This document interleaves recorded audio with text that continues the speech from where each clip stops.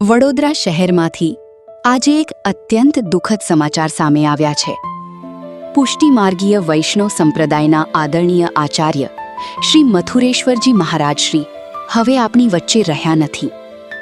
તારીખ 26 એપ્રિલની રાત્રે 10:30 વાગ્યે તેમણે નિત્ય લીલામાં પ્રવેશ કર્યો. આ સમાચાર સાથે જ સમગ્ર વૈષ્ણવ સમાજમાં શોકની લાગણી છવાઈ ગઈ છે.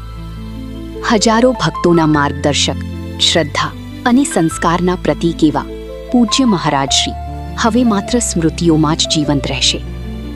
કાલે સવારે 10 વાગ્યાથી કારેલીબાગ સ્થિત ગોવર્ધનનાથજી હવેલી ખાતે તેમના અંતિમ દર્શન યોજાશે. જ્યારે સાંજે 5 વાગ્યે તેમની અંતિમ યાત્રા હવેલીથી મોટનાથ મુક્તિધામ તરફ પ્રસ્થાન કરશે. આ એક એવી ક્ષતિ છે જે ક્યારેય પૂર્ણ થઈ શકશે નહીં. પરંતુ તેમના ઉપદેશો, તેમના સંસ્કારો અને તેમની આપેલી આધ્યાત્મિક દિશા હંમેશા આપણા જીવનને પ્રકાશિત કરતી રહેશે. પૂજ્ય મહારાજશ્રીને વિનમ્ર શ્રદ્ધાંજલિ.